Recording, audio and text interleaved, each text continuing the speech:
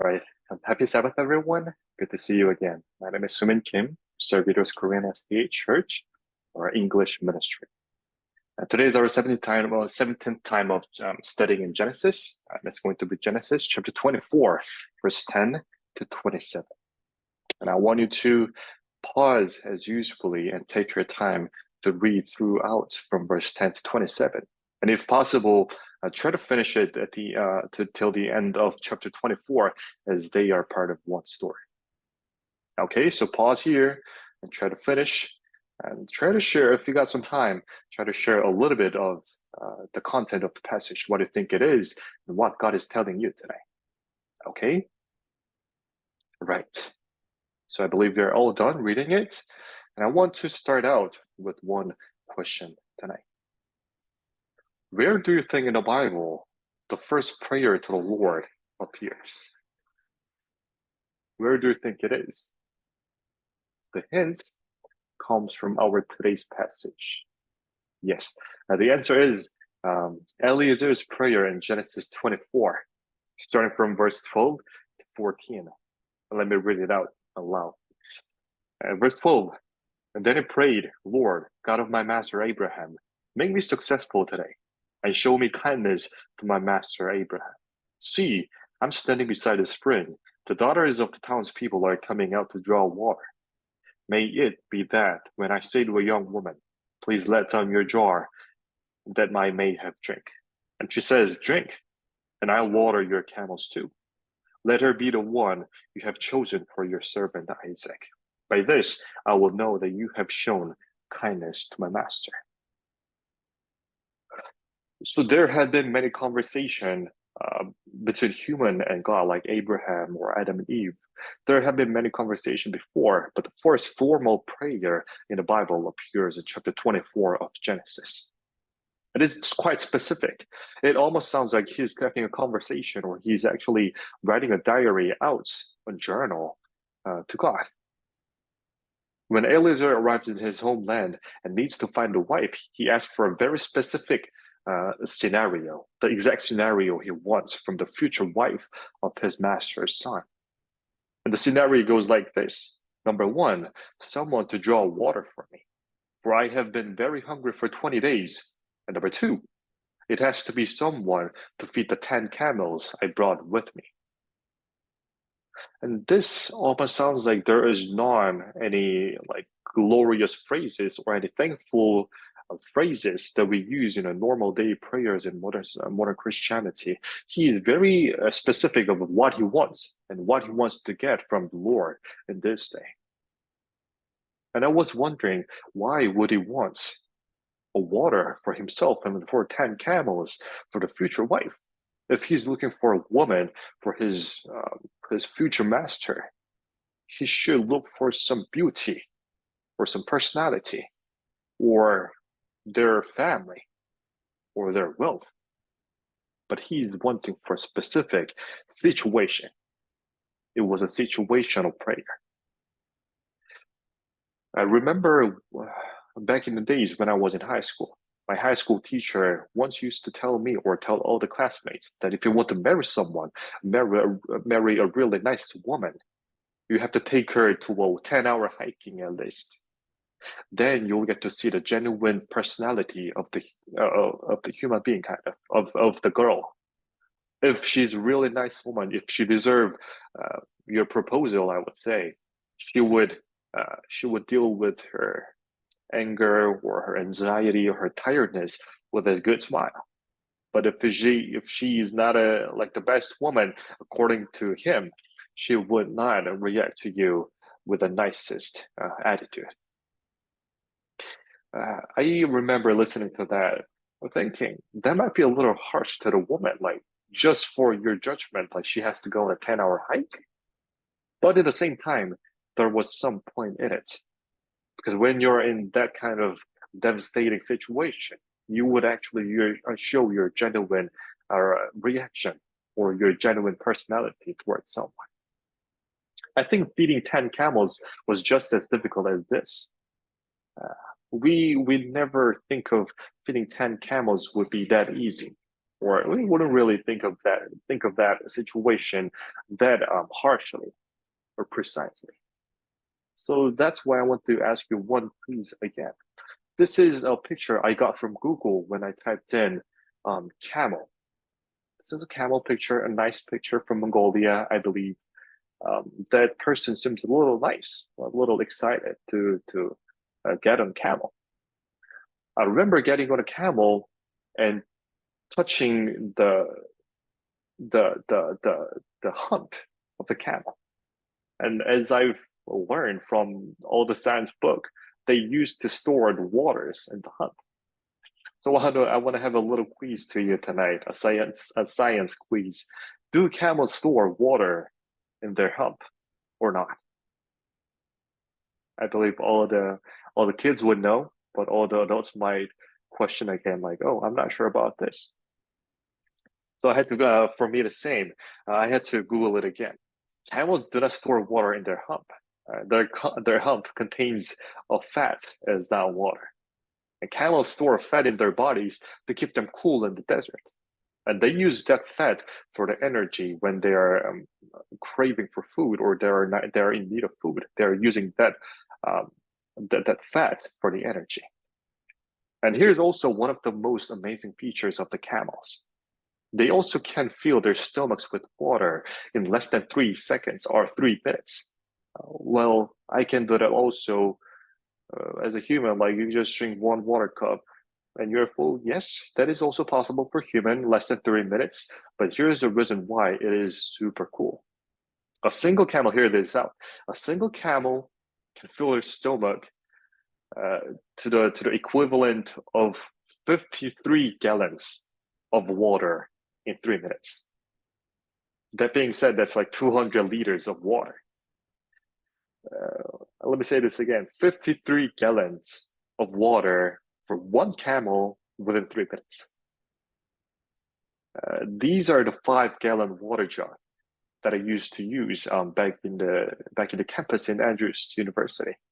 Because they did not have any water purifier, we always had to carry these like 5 gallons water jug every time from the Apple Valley to my dormitory.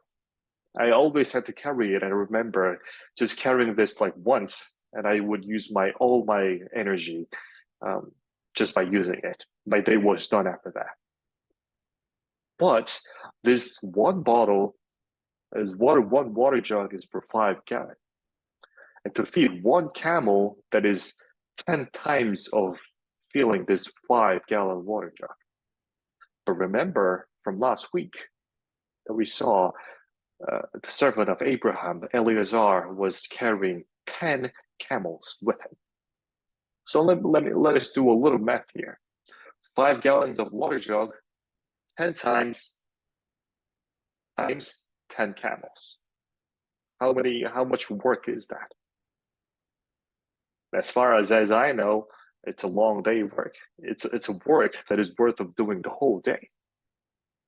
In fact, I do not believe it's quite fair to describe the scene of feeding on camels only coming in one verse, because verse 20 says, "So she quickly emptied her jar into the trough and ran back to the well to draw more water, and drew enough for all his camels." And that is it for verse 20, saying, "Oh, she actually fed all the camels." And I don't think it's fair, because the quantity and the amount of work she had to do to feed 10 camels was a lot. This was not an easy task of simply just drawing water a few times and distributing it to the camels. Feeding 10 camels that had been starving for 20 days, in total 530 gallons of water, was never an easy task. A task that probably took around like 5 to 6 hours. And it was a task that could never be accomplished through a simple kindness or willingness. And the worst part is, the servant of Abraham, Eliezer, never helped her out.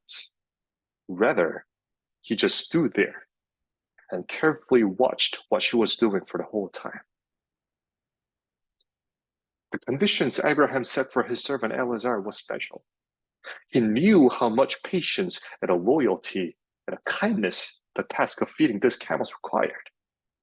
So Eleazar, he asked God for someone specifically trained to do it when he was asking for the woman for the future servant, a future master. And this is where the important qualities for the marriage comes in. It's not the outward appearance, but the heart and daily practices that must be prepared before the marriage God has ordained. In fact, the wives of Abraham, Isaac, and Jacob, they all had their own beautiful wives. And the Bible, interesting thing is the Bible actually writes about how beautiful the wives were back in the days, the wives of Abraham, Isaac, and Jacob. The future wife of Isaac, we see from the scripture how beautiful she was. She was a virgin, she was young, she was the most beautiful woman in the town. Also, at the same time, the wife of Abraham, Sarah. Remember, she almost had a scandal with Pharaoh, the king of Egypt, just because she was so beautiful in her 60s. We all see that the wives of these three patriarchs were so good looking, just like pastors getting married these days.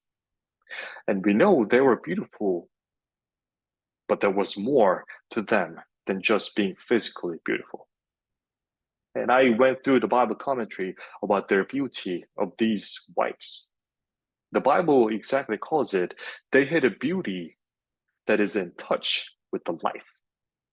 Note this. Let me say this again. These women, they had beauty that is in touch with life. The beauty that is outwardly refined for worldly purposes and vanity, disconnected from behavior, does not last long. We must pursue beauty that is an harmonious combination of character and behavior refined by faith. And also, 1 Timothy chapter 2, 9 to 10 says, I want the woman to dress modestly, with decency and propriety, adorning themselves not with elaborate hairstyles or gold or pearls and expensive clothes, but with good deeds.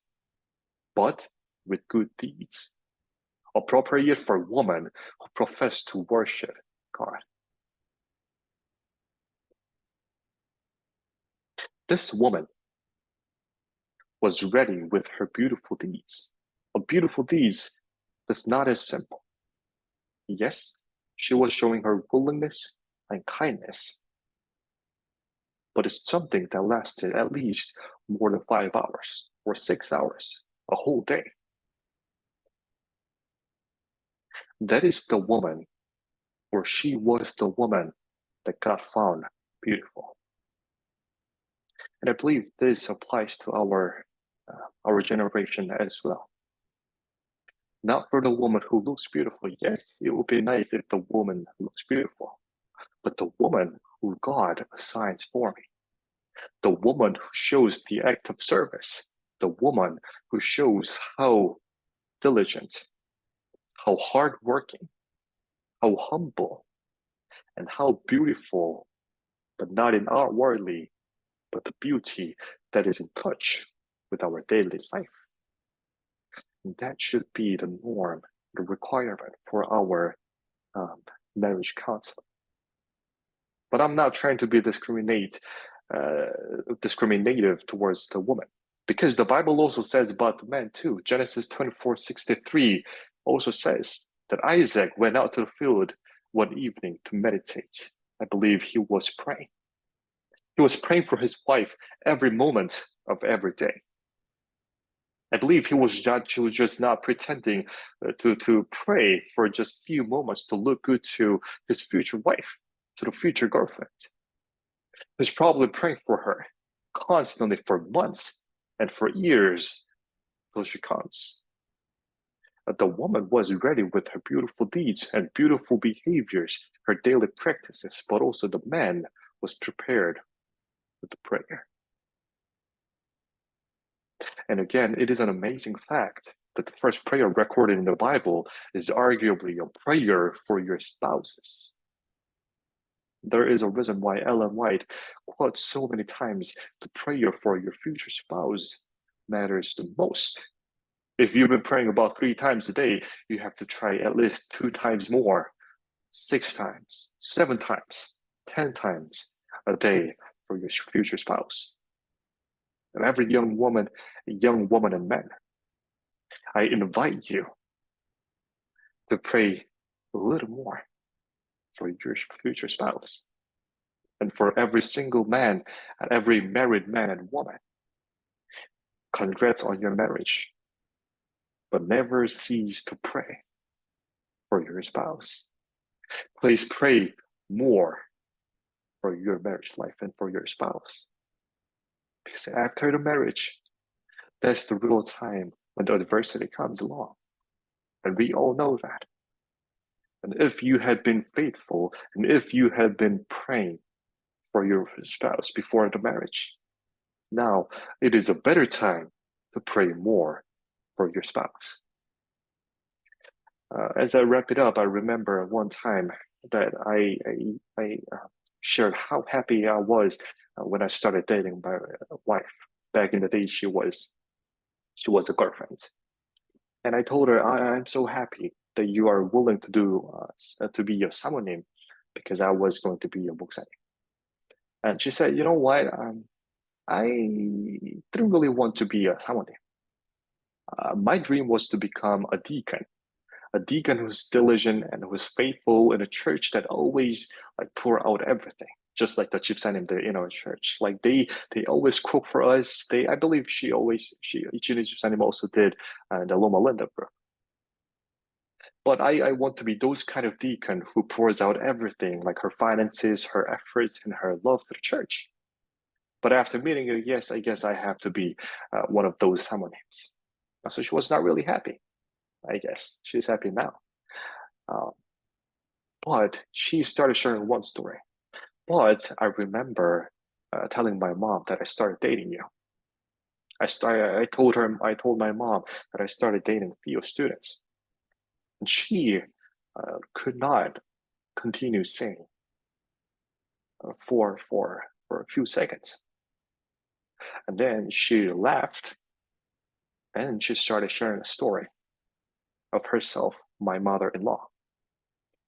She told my girlfriend back then that, oh, Yerin, I have been praying for you the entire life, even before you were born. When I knew that I bore you, I conceived you, I started praying for your life. And number one thing for a prayer was to let God make my daughter as a talented woman. I wanted you to be super talented, a talented human being. And there was the more important, there was a better prayer that I did for you. The number two prayer was, I wanted God to make you spend all your talents and all your life for the glory of God. And I never imagined myself, or I never imagined you being a pastor's wife and making that prayer request into a reality. I still do not believe that you are dating a pastor now. I just couldn't believe, or I myself did not even know that God was going to make it happen by you dating a Theo students. And God is alive. God is alive. And me as a Theo students back then, listening to that was the time. And that was the time I decided, yes, this is the woman I want to marry. And still till these days, my mother and my mother-in-law, both of them, they still pray for our marriage life and our spouse, even after we got married. Marriage is a major commitment to spend the rest of your life with the other person. And even after marriage taking place, or even in the process of preparing to marry, you still need to pray for your spouse for your own sake. If you prepare all this in prayer, I believe, young woman and young man, God is going to bless all your procedures for the wedding and even after all. Because Bible later on promises or tells us that all the parties that were engaged in this procedure of Isaac getting married to Rebecca, all parties, even before their prayers were ended, or even after knowing that God has designated this marriage, all the parties, even Rebecca herself, they say, yes, take my daughter. Yes, take myself, because we are willing to find your will. And if God is allowing us, and if God is allowing your couple to get married, every party will harmonize with God's will. And I pray, not even for the young couples, for the married couples as well, and the future kids who are going to start praying for their future spouse.